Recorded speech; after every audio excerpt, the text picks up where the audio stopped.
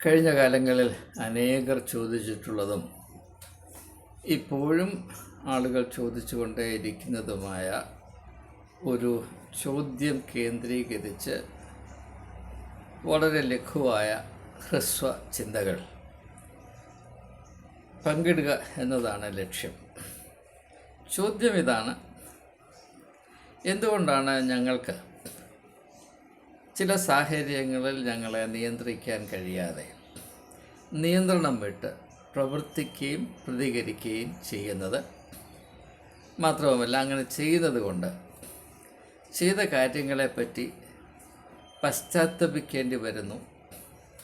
അങ്ങനെ ചെയ്തിരുന്നില്ലായിരുന്നുവെങ്കിൽ കൊള്ളായിരുന്നു എന്ന് ഞങ്ങൾ മനസ്സിലാക്കുന്നു, ദുഃഖിക്കുന്നു. എന്നാൽ സംഭവിച്ചു പോയി. അതുകൊണ്ടിപ്പോൾ അനുഭവിക്കുന്ന ഗതികേട് സങ്കടകരമാണ്. ഇങ്ങനെ എന്തുകൊണ്ടാണ് സംഭവിക്കുന്നത് എന്ന് പലരും എന്നോട് ചോദിച്ചിട്ടുണ്ടെന്ന് മാത്രമല്ല, എൻ്റെ ജീവിതത്തിലും ഇങ്ങനെയുള്ള അനേക അവസരങ്ങൾ, അനുഭവങ്ങൾ, സംഭവങ്ങൾ, സന്ദർഭങ്ങൾ ഉണ്ടായിട്ടുണ്ട്. അതുകൊണ്ട് അനുഭവത്തിൻ്റെ വെളിച്ചത്തിൽ ഇത് സംബന്ധമായി എനിക്ക് മനസ്സിലാക്കാൻ കഴിഞ്ഞ ചില അടിസ്ഥാന പ്രമാണങ്ങൾ ഞാൻ ഇവരുമായി പങ്കിടട്ടെ. ഇത് ശ്രദ്ധിച്ച് മനസ്സിലാക്കുമെങ്കിൽ, പ്രയോജനപ്പെടുത്തുവാൻ ആരെങ്കിലും ശ്രമിക്കുന്നുവെങ്കിൽ എനിക്ക് അനുഭവപ്പെടുന്ന ഗുണം അല്ലെങ്കിൽ മേന്മ അവർക്കും അനുഭവിപ്പാൻ കഴിയും എന്ന പ്രതീക്ഷയും കൂടെ ഉള്ളത് കൊണ്ടാണ് ഞാൻ ഈ വീഡിയോ ചെയ്യുന്നത്. ഇവിടെ നാം മനസ്സിലാക്കേണ്ട ചില അടിസ്ഥാന പ്രമാണങ്ങൾ. ഏറ്റവും പ്രധാനമായത്, മനുഷ്യനും മൃഗവും തമ്മിലൊരു ചെറിയ വ്യത്യാസമുണ്ട്, നേരിയ വ്യത്യാസം. പക്ഷേ ആ നേരിയ വ്യത്യാസം കൊണ്ടാണ് വലിയ വ്യത്യാസങ്ങൾ ഉണ്ടാകുന്നത്. ആ വ്യത്യാസം എന്താണെന്ന് ചോദിച്ചാൽ, മൃഗങ്ങൾ പ്രതികരിക്കുന്നത് എപ്പോഴും ഒരേ ഒരു പരിഗണനയിൽ മാത്രമാണ്. ഞാനത് അല്പം ഒന്ന് വ്യക്തമാക്കാൻ ശ്രമിക്കട്ടെ. ഒരു പട്ടി അവിടെ കിടക്കുന്നു, നിങ്ങളതിലെ നടന്നു പോകുന്നു. പട്ടിയുടെ വാൽ അല്പം നീണ്ടു കിടക്കുന്നത് കൊണ്ട് നിങ്ങൾ അറിയാതെ അതിൻ്റെ വാലിൽ ചവിട്ടുന്നു. അപ്പോഴെന്ത് സംഭവിക്കും? പട്ടി ചാടി നിങ്ങളെ ഒരു കടിയടിക്കും. നിങ്ങൾ പട്ടിയുടെ വാലിൽ ചവിട്ടുന്നതും പട്ടി നിങ്ങളെ കടിക്കുന്നതും ഏതാണ്ട് പെട്ടെന്നായിരിക്കും. അതിന് ഇംഗ്ലീഷിൽ സ്പോണ്ടേനിയസ് റിയാക്ഷൻ എന്ന് പറയും. അങ്ങനെയുള്ളതൊന്നും ആലോചിച്ച് അതിൻ്റെ വരായികൾ മനസ്സിലാക്കി ഇങ്ങനെ പ്രതികരിക്കാതെ മറ്റെന്തെങ്കിലും വിധത്തിൽ പ്രതികരിക്കാമോ, അങ്ങനെ പ്രതികരിക്കുന്നതാണോ എന്ന് ഉത്തമം എന്നൊന്നും ചിന്തിക്കുവാൻ ഇടമില്ലാതെ, സമയം കൊടുക്കാതെ പെട്ടെന്ന് പ്രതികരിക്കാം. നമ്മൾ മലയാളത്തിൽ അതിന് എടുത്തുചാട്ടം എന്ന് പറയും, എടുത്തുചാട്ടം. അപ്പോൾ അങ്ങനെയുള്ള പ്രതികരണം, അപ്രകാരം ആണ് ജന്തുലോകത്തിൽ, ആനിമൽ കിങ്ഡം ഉള്ള എല്ലാ അംഗങ്ങളും പ്രതികരിക്കുന്നത്. ഇപ്പം നിങ്ങളൊരു പാമ്പിനെ അടിക്കാൻ ചെന്നാൽ അതിനോട് രക്ഷപ്പെടാൻ കഴിയുമെങ്കിൽ അതോട് രക്ഷപ്പെടും.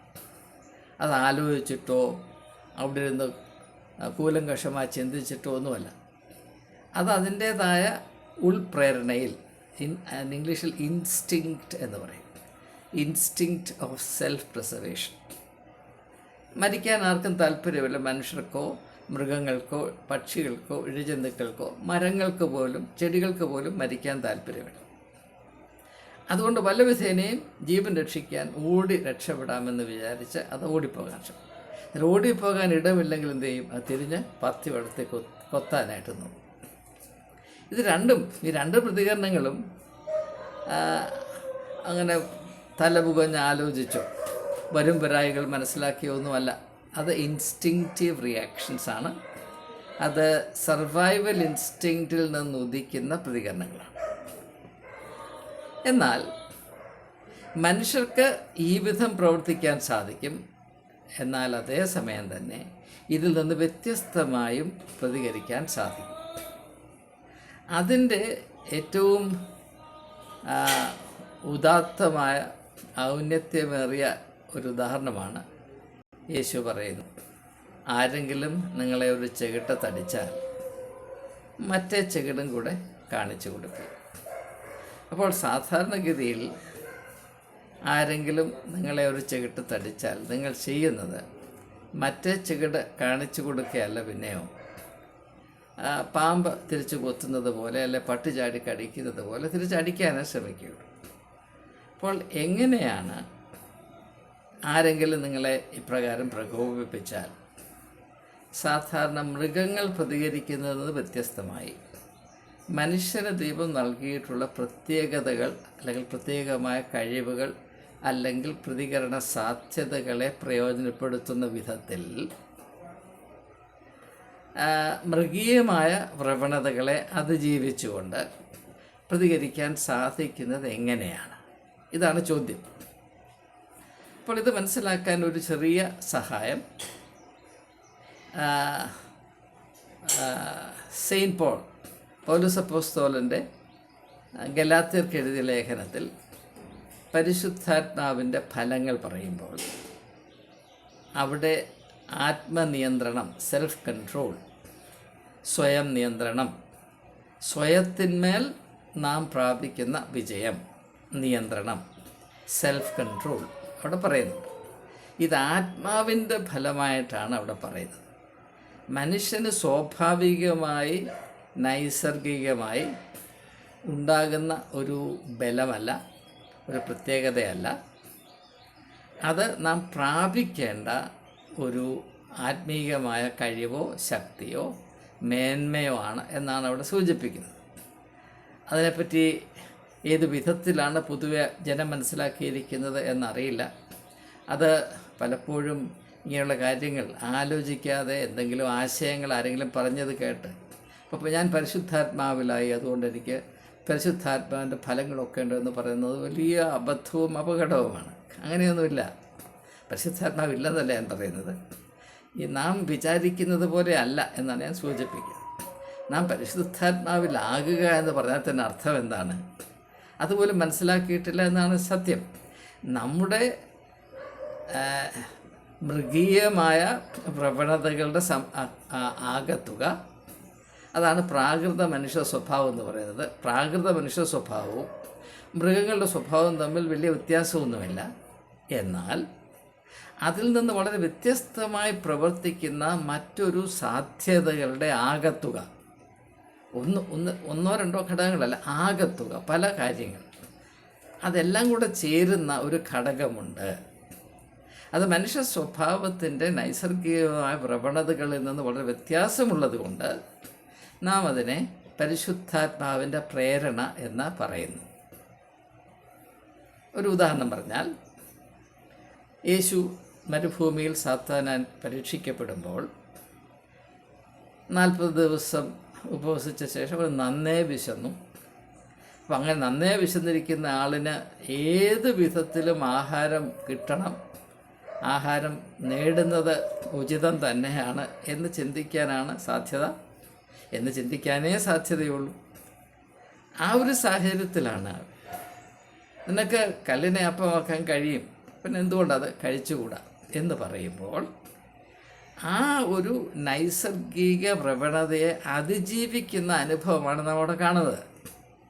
അതിൽ നിന്ന് വ്യത്യസ്തമായി മനുഷ്യൻ അപ്പം കൊണ്ട് മാത്രമല്ല ദൈവത്തിൻ്റെ വായിൽ നിന്ന് വരുന്ന സകല വചനവും കൊണ്ട് ജീവിക്കണമെന്ന് പറയുമ്പോൾ മൃഗങ്ങൾക്ക് സമാനമായി മനുഷ്യൻ പ്രതികരിക്കുന്നതിന് പകരം അതിൽ നിന്ന് വളരെ വ്യത്യസ്തമായി ഔന്നത്യമേറിയ ഒരു സാധ്യത മനുഷ്യൻ എപ്പോഴും ഉണ്ട്.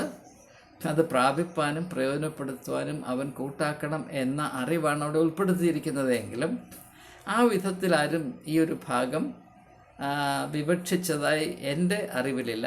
അത് നിങ്ങളുടെ അറിവിലുണ്ടെങ്കിൽ ഞാനത് സന്തോഷിക്കും. അപ്പോൾ ഇത് വളരെ പ്രത്യേകമായ ഒരു സാഹചര്യമാണ്.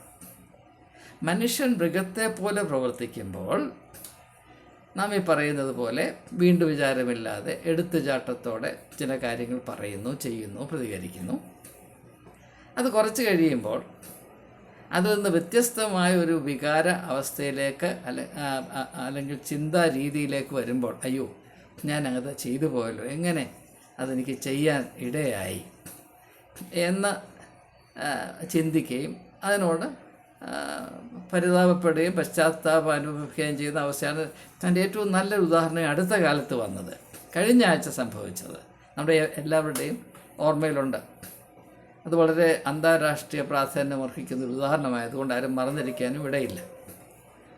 അമേരിക്കൻ പ്രസിഡൻ്റായ പല ക്രിസ്ത്യാനികളുടെയും കാഴ്ചപ്പാടിൽ ലോക ക്രിസ്തു മതത്തിൻ്റെ ഏക സംരക്ഷകനായ ഡൊണാൾഡ് ജെ ട്രംപ്, അദ്ദേഹം സെലൻസ്കി ഒരു സ്വേച്ഛാധിപതിയാണ്, ഒരു ഡിക്റ്റേറ്ററാണെന്ന് പറഞ്ഞു, ഒരു കൊമീഡിയനാണെന്നും പറഞ്ഞു. ദേഷ്യം വന്നപ്പോൾ പറഞ്ഞതാണ്. അപ്പോൾ ഒരു വീണ്ടു വിചാരമില്ലാതെ ഇപ്പോൾ പട്ടിയുടെ വാലിൽ ചവിട്ടുമ്പോൾ അത് കടിക്കുന്നത് പോലെ അദ്ദേഹം അങ്ങനെ വിളിച്ചു പറഞ്ഞു. അത് മീഡിയയുടെ മുമ്പിലാണ്, ലോകത്തിലുള്ള എല്ലാവരും അത് കണ്ടതും കേട്ടതുമാണ്. ഏതാനും ദിവസങ്ങൾ കഴിഞ്ഞപ്പോൾ സാഹചര്യം അല്പം ഒന്ന് മാറിയപ്പോൾ ഒരു മാധ്യമപ്രവർത്തക ചോദിച്ചു, ഇപ്പോഴും താങ്കൾ സെലൻസ്കി ഒരു ഡിക്റ്റേറ്ററാണെന്ന് വിചാരിക്കുന്നുണ്ടോ? അതിനോട് ഡൊണാൾഡ് ട്രംപ് എങ്ങനെയാണ് പ്രതികരിച്ചത്? അങ്ങനെ ഞാൻ പറയുമെന്ന് എനിക്ക് വിശ്വസിക്കാൻ പോലും വയ്യ എന്നല്ലേ അദ്ദേഹം പറഞ്ഞത്. ഇത് ഞാൻ ഈ അവതരിപ്പിക്കുന്ന ആശയത്തിൻ്റെ ഏറ്റവും പ്രകടവും ലളിതവുമായ ഉദാഹരണമാണ്. ഇതിനപ്പുറത്തൊരു ഉദാഹരണം നമുക്ക് ആവശ്യമില്ല. ഇത് ഇങ്ങനെയാണ്, ബഹുഭൂരിപക്ഷം ആളുകളും ഇങ്ങനെ തന്നെയാണ് എന്ന് തിരിച്ചറിയാൻ ഒരു പ്രയാസവുമില്ല എന്ന് മാത്രമല്ല, നമ്മുടെ ഉള്ളിലും ഇതേ സാധ്യത തന്നെയാണ് എന്ന് തിരിച്ചറിയുന്നതിൽ അല്പം സത്യസന്ധത കൂടെ ഉണ്ട് എന്ന് ഞാൻ സൂചിപ്പിക്കട്ടെ. അപ്പോൾ ഇവിടെ നാം മനസ്സിലാക്കേണ്ട തത്വം എന്താണ്? നാം മൃഗങ്ങളെപ്പോലെ മാത്രം ജീവിക്കുന്നു, മൃഗങ്ങളെപ്പോലെ മാത്രം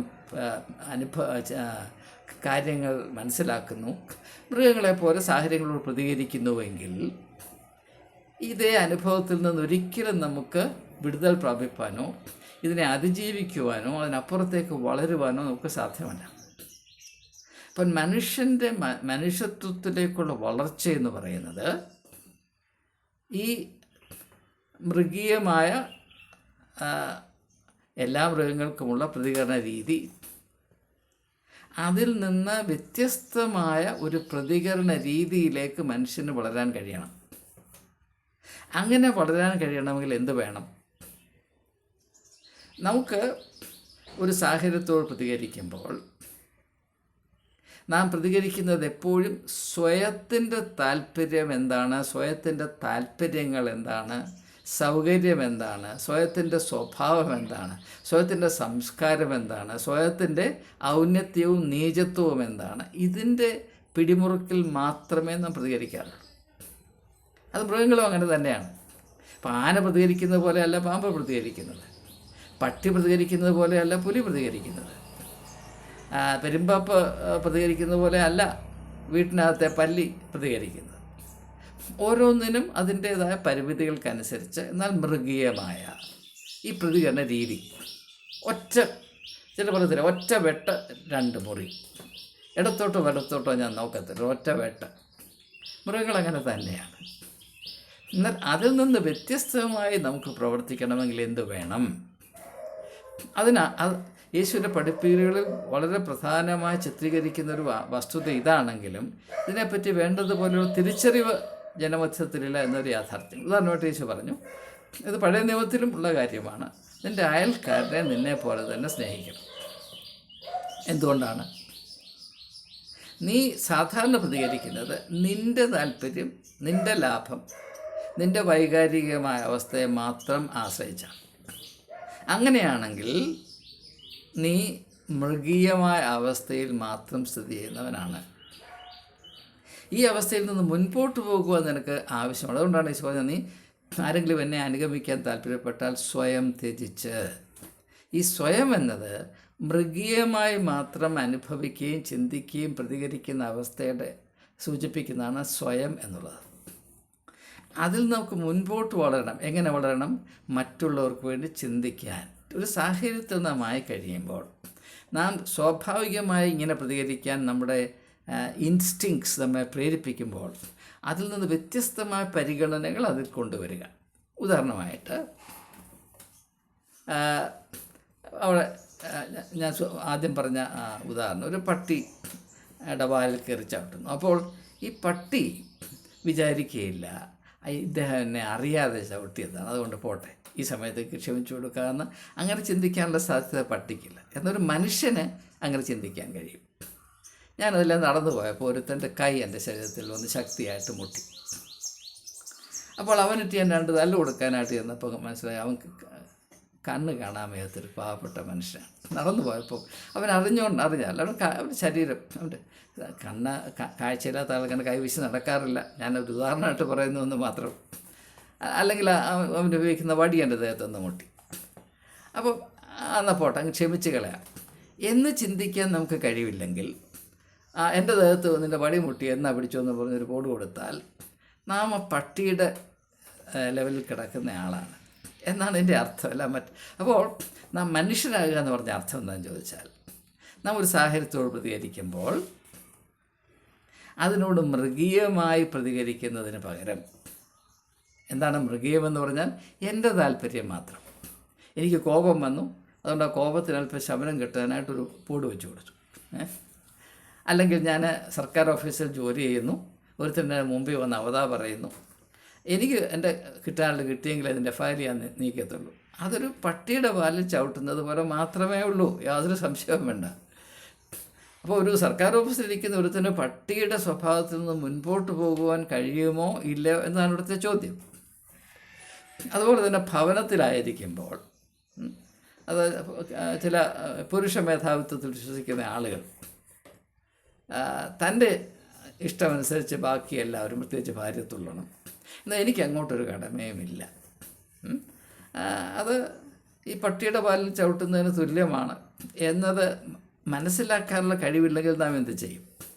അപ്പോൾ അങ്ങനെ മനസ്സിലാക്കാനുള്ള കഴിവ് നമുക്ക് ലഭിക്കേണ്ടതിന് വേണ്ടിയാണ് മതം അല്ലെങ്കിൽ വേദം അല്ലെങ്കിൽ വേദപുസ്തകം, ആത്മീയമായ അറിവ്, പരിജ്ഞാനം, പരിശീലനം ഇങ്ങനെയൊക്കെ ലഭിക്കേണ്ടത്. പക്ഷേ അത് നമുക്ക് ലഭിക്കുന്നില്ല. കാരണം മതത്തെ ആകമാനമായ ചില ആചാരാനുഷ്ഠാനങ്ങളുടെ ആകത്തുകയായി കെട്ടിവെച്ചിരിക്കുന്നത് കൊണ്ട് മനുഷ്യന് പ്രയോജനമുള്ള ഒന്നും ആരെയും ബോധ്യപ്പെടുത്തുവാൻ ആർക്കും ചുമതലയില്ല.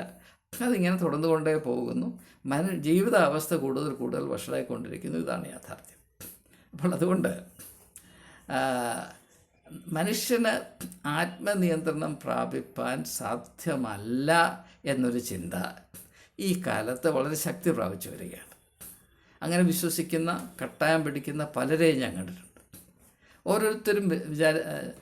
ഓരോരുത്തർക്കും അവരുടെ ജാത്യ ഗുണമുണ്ട്. ജനിച്ചപ്പോൾ തൊട്ടേ ഇങ്ങനെയാണ്. അങ്ങനെ ഒരാളിൽ നിന്ന് ആത്മനിയന്ത്രണം എന്ന് പറയുന്ന അവസ്ഥയിലേക്ക് അദ്ദേഹം അല്ലെങ്കിൽ ആ സ്ത്രീ കടന്നു വരണമെന്ന് നാം പ്രതീക്ഷിക്കുന്നത് തന്നെ തെറ്റാണ് എന്ന് നമുക്ക് വേണം ചിന്തിക്കാം. അങ്ങനെയാണെങ്കിൽ പിന്നെ അത് സംബന്ധമായ യാതൊരു കാര്യവും നമുക്ക് ചെയ്യാനില്ല.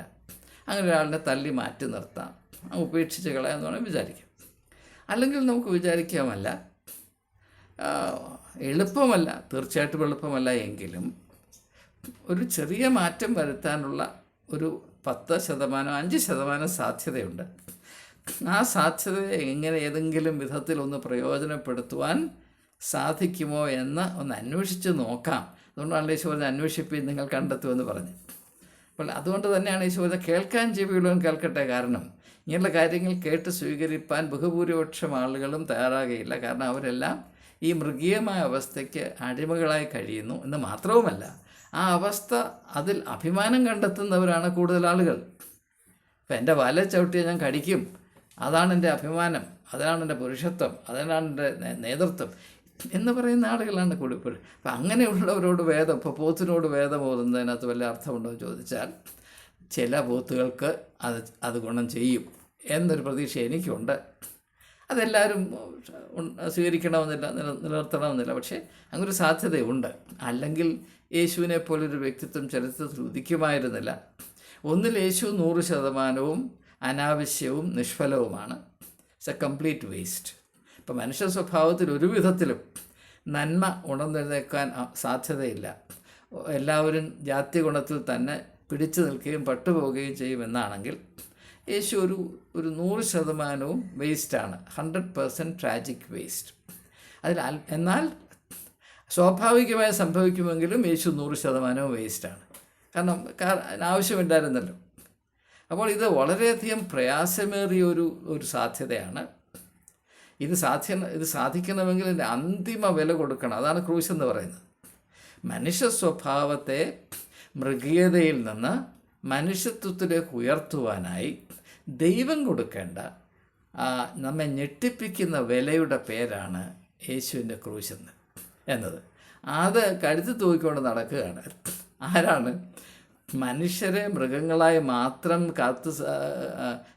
എഴുത്തിൽ കെട്ടിവെച്ച് കറക്കുന്നതാണ് നമുക്ക് നല്ലതെന്ന് വിശ്വസിക്കുന്ന ഒരു കൂട്ടം ആളുകളാണ് യേശുവിൻ്റെ കുരിശ് അത് സ്വർണ്ണമാലയുമായിട്ടിട്ട് കറക്കിക്കൊണ്ട് നടക്കുന്നതെന്ന് നാം മനസ്സിലാക്കണം.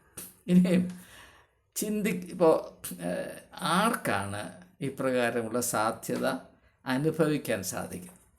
ഇപ്പോൾ നമ്മൾ മലയാളത്തിലൊരു ഒരു ഒരു പറച്ചിലില്ലേ, അവൻ വീണ്ടും വിചാരമില്ലാതെ പ്രവർത്തിക്കുന്ന ആളാണ്. അപ്പോൾ അതിൻ്റെ അർത്ഥം എന്താണ്? ഭാഷയിൽ കൂടെ തന്നെ നമുക്ക് ലഭിക്കാവുന്ന ചില അറിവുകളുണ്ട്. വിചാരിക്കുക, ചിന്തിക്കുക, പരിഗണിക്കുക, ആ സ്വഭാവം വളർത്തിയെടുക്കണം. ഇപ്പോൾ ലോകത്തിൽ രണ്ട് തരത്തിലുള്ള ആളുകളുണ്ട്. ചില ആളുകൾ ഒരനുഭവം വന്നാൽ എന്ന് പഠിക്കത്തില്ല, അത് ആവർത്തിച്ചു കൊണ്ടേയിരിക്കും. അവരാണ് വീണ്ടും വിചാരമില്ലാത്തവർ. അനുഭവത്തിൻ്റെ അടിസ്ഥാനത്തിൽ ചിന്തിച്ച് അതിൻ്റെ മർമ്മങ്ങളെ മനസ്സിലാക്കി സ്വയം തിരുത്തുവാൻ അല്ലാത്തവർ അങ്ങനെ കിടന്ന് അതേ പ്രവൃത്തി ആവർത്തിച്ചുകൊണ്ടിരിക്കും. എന്നാൽ വീണ്ടും വിചാരമുള്ളവർ എന്തെങ്കിലും ഒരു അബദ്ധം പറ്റി ഒരു തെറ്റ് ചെയ്തു പോയി അതിനെ പരിഗണിച്ച് അത് നമ്മളെ വിളിച്ചറിയിക്കുന്ന യാഥാർത്ഥ്യങ്ങളെ മനസ്സിലാക്കി സ്വയത്തെ തിരുത്തുന്നവർ വീണ്ടും വിചാരമുള്ളവരാണ്. അപ്പോൾ ചിന്തിക്കുന്നതിൽ കൂടെയാണ് ഈ മൃഗീയമായ അവസ്ഥയിൽ നിന്ന് മുന്നോട്ട് പോകുവാൻ നമുക്ക് സാധിക്കും. അതുകൊണ്ട് തന്നെയാണ് സംഘടിതമായ മതത്തിൽ നിങ്ങൾ ചിന്തിക്കരുത് എന്ന് പറയുന്നത്. യേശു പറഞ്ഞ് നിങ്ങൾ അന്വേഷിക്കുക എന്ന് പറഞ്ഞാൽ ചിന്തിക്കുക എന്നാണ് അർത്ഥം എന്നുള്ളത് ഞാൻ പ്രത്യേകിച്ച് പറയേണ്ട കാര്യമൊന്നുമില്ല. യേശു പറഞ്ഞ് നിങ്ങൾ ചിന്തിക്കുകയും നിങ്ങൾ അന്വേഷിക്കുകയും. മതത്തിൻ്റെ സംരക്ഷകർ എന്നാണ് പറയുന്നത് നിങ്ങൾ ചിന്തിക്കരുത്, അന്വേഷിക്കരുത്, അയ്യോ നിങ്ങൾ നരകത്തിൽ പോകുമെന്ന് പറയും. എന്താണ്? മനുഷ്യൻ മൃഗത്തെ പോലെ ആയിരുന്നാൽ മാത്രമേ അവനെ ഇങ്ങനെ കെട്ടിയിടാൻ. ഇപ്പോൾ നമ്മുടെ വീട്ടിൽ പട്ടി ഉണ്ടെങ്കിൽ അതവിടെ കിടന്നോളും. മനുഷ്യനെ അങ്ങനെ ഒരിക്കലും ആക്കി തീർക്കരുത്. അവൻ നിന്നെ ആശ്രയിച്ച് ഇങ്ങനെ വാലുവാട്ടി നടക്കേണ്ടവനല്ല. അവൻ ദൈവത്തിൻ്റെ മുതലാണ്. അവനെ വളരുവാൻ അനുവദിക്കണം. അതുകൊണ്ടാണ് ഈശോ പറഞ്ഞത് ഞാൻ മനുഷ്യനെ വിടുവിക്കാനായിട്ട് വന്നതാണ്. ആരെങ്കിലും പട്ടിയെയോ പൂച്ചയെയോ ആനയോ വിടുവിക്കാൻ വന്നിട്ടുണ്ടോ? അപ്പം മനുഷ്യന് വേണ്ടി ആ മനുഷ്യത്വത്തിൻ്റെ ഏറ്റവും പ്രധാനപ്പെട്ട ഘടകമാണ് ചിന്തിക്കണം. എന്താണ് ചിന്തിക്കുക? നമ്മുടെ നൈസർഗികമായ പ്രവണതകൾക്ക് വിപരീതമായ സാധ്യതകൾ കൂടെ കൊണ്ടുവന്നിട്ട് മൃഗങ്ങളെപ്പോലെ പ്രതികരിക്കുന്നതിന് പകരം കുറച്ചുകൂടെ സന്തുലിതമായ സന്തുലിതമായ പരിഗണനയിൽ കൂടെ ഈ സാഹചര്യത്തോട് എനിക്ക് മനുഷ്യത്വത്തിൻ്റെ വെളിച്ചത്തിൽ എപ്രകാരം പ്രതികരിക്കാൻ കഴിയും എന്ന് മനസ്സിലാക്കി അതിനനുസരിച്ച് പ്രതികരിക്കുന്ന അവസ്ഥയുടെ പേരാണ് ആത്മീയത. അതാണ് ആത്മാവ് സ്വയ നിയന്ത്രണത്തിൻ്റെ ഫലം പുറപ്പെടുവിക്കുന്നു. Self control is one of the fruit of the Holy Spirit എന്ന പൗലോസ് അപ്പോസ്തലൻ പറയുന്ന അർത്ഥം ഇതാണ്. അത് ലളിതമായ അർത്ഥമാണ്, പക്ഷേ അതാരും പറയില്ല, അറിയിക്കുകയില്ല, വെളിപ്പെടുത്തുകയില്ല എന്നതുകൊണ്ട് ഈ ഭാഗത്തെ പറ്റിയുള്ള അനേക പ്രസംഗങ്ങൾ നിങ്ങൾ കേട്ടിട്ടുണ്ട്. പക്ഷേ അതുകൊണ്ട് നിങ്ങൾക്കൊരു പ്രയോജനം ഉണ്ടായിട്ടില്ല എന്നറിയാം. ഞാനും കേട്ടിട്ടുണ്ട്, അതുകൊണ്ട് എനിക്കും ഒരു പ്രയോജനം ഉണ്ടായിട്ടില്ല. പ്രയോജനം ഉണ്ടാകുന്ന ഇങ്ങനെയുള്ള പ്രാവർത്തികമായ അറിവുകളാണ്. മൃഗങ്ങളെപ്പോലെ പ്രതികരിക്കാൻ നമുക്ക് കഴിയും. അങ്ങനെയാണ് പ്രാകൃത മനുഷ്യൻ പ്രതികരിക്കുന്നത്, അങ്ങനെ മാത്രമാണ്. എന്നാൽ അതിൽ നിന്ന് വ്യത്യസ്തമായൊരവസ്ഥയിലേക്ക് നമുക്ക് വളരുവാനും പ്രവേശിക്കുവാനും കഴിയും. അതാണ് സുവിശേഷം. ആ സാധ്യതകളെ യാഥാർത്ഥ്യവൽക്കരിക്കുന്ന തത്വത്തിൻ്റെ പേരാണ് പരിശുദ്ധാത്മാവ്. ആ പരിശുദ്ധാത്മാവ് എന്നതോ നമ്മുടെ സ്വാഭാവികമായ പ്രവണതകളിൽ നിന്ന് വ്യത്യസ്തമായി നമുക്കതിൽ നിന്ന് വിടുതൽ തന്ന അതിൽ നിന്ന് വ്യത്യസ്തമായ മർമ്മങ്ങളെ ആശ്രയിച്ച് ജീവിതത്തിൻ്റെ ഓരോ രംഗങ്ങളോടും അവസ്ഥകളോടും അവസരങ്ങളോടും പ്രകോപനങ്ങളോടും പ്രതികരിക്കുവാൻ സന്തുലിതമായി നീതിബോധത്തോടെ സത്യസന്ധമായി മനുഷ്യത്വത്തിൻ്റെ വെളിച്ചം വെളിപ്പെടുത്തുന്ന വിധത്തിൽ പ്രതികരിപ്പാൻ നമ്മെ സഹായിക്കുന്ന സഹായകനാണ്. പരിശുദ്ധാത്മാവ് സഹായകനാണ് എന്ന് യേശു പറയുന്നതിൻ്റെ അർത്ഥം ഇതാണ്. അതുകൊണ്ട് ഇപ്രകാരമുള്ള ദയനീയമായ അവസ്ഥയിൽ നമുക്ക് വിടുതൽ പ്രാപിപ്പാൻ സാധ്യതയുണ്ട്. എളുപ്പമാണോ? അല്ല. എന്നാൽ സാധ്യമാണ്.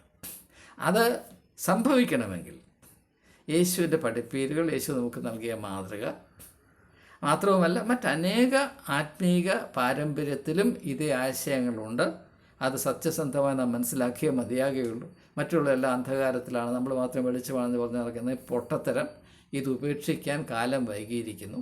ഓരോരുത്തരും അവരുടെ ആത്മീയ പാരമ്പര്യത്തിൽ നിന്ന് അവർക്ക് പ്രാപിക്കാവുന്ന ഇപ്രകാരമുള്ള നല്ല നല്ല തിരിച്ചറിവുകൾ വേണ്ട വിധത്തിൽ പ്രയോജനപ്പെടുത്തണം എന്ന് മാത്രം അഭ്യർത്ഥിച്ചുകൊണ്ട് എളിയവൻ ഈ വാക്കുകൾ, ചിന്തകൾ ഇവിടെ ഉപസംഹരിക്കുന്നു. ഏറെ താമസിയാതെ വീണ്ടും കാണാം എന്ന പ്രതീക്ഷ ഇപ്പോഴും നിലനിർത്തിക്കണം.